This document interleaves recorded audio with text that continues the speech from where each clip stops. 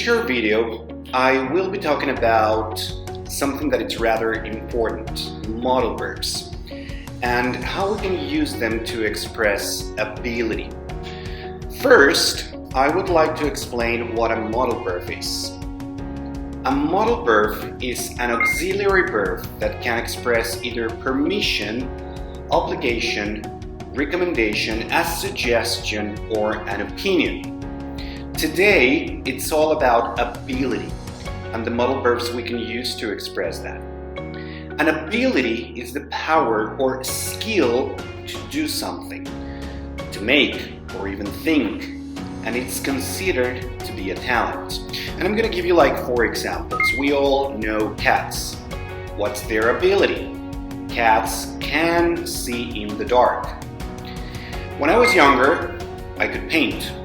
Not anymore. That's an ability I used to have in the past. As I'm getting older, I won't be able to read without my glasses. That's another ability. My youngest daughter will eventually be able to read and write. That's another ability. So these are like 4 examples, and now I will be explaining 3 different modal verbs that we can use to express ability. So, there are 3 basic modal verbs we can use to express ability, and those are can, could, and be able to.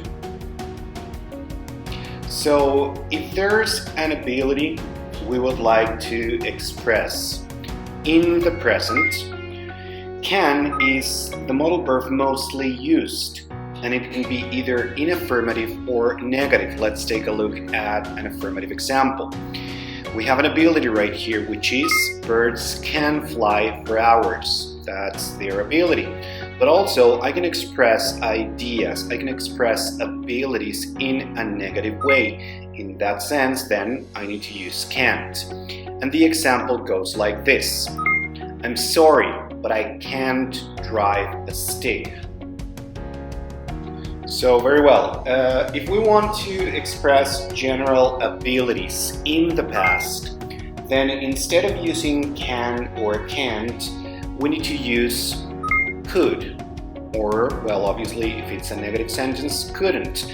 So let me give you my example, and it goes like this. When I was younger, I could run very fast. Not anymore. This is an ability I used to have in the past. And if it's negative, guys, we need to use couldn't. And it goes like, my sister couldn't walk until she was 2.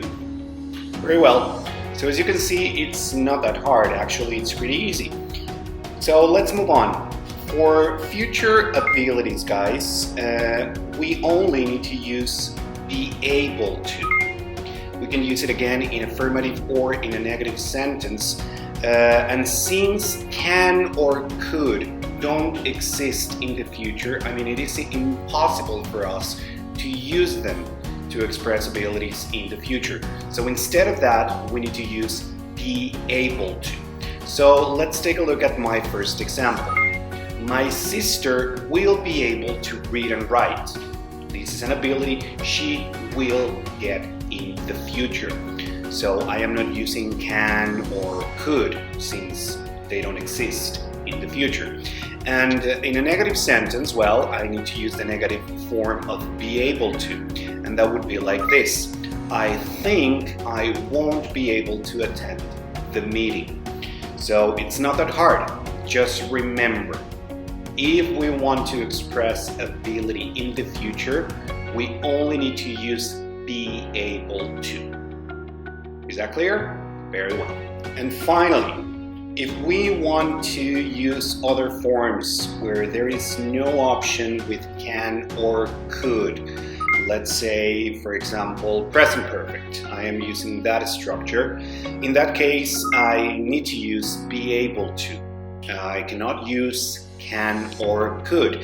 And my example goes like this. Our boss has been able to close several deals. As you can see in there, my example is in present perfect.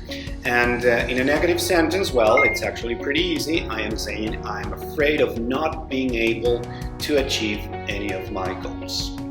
Okay, so that's all I have to say on modal verbs to express ability. So thank you guys. Thank you for watching. See you next time. And please remember, if you have any questions, any doubts, you can always send me an email or a private message on Google Classroom, and I'll be there for you.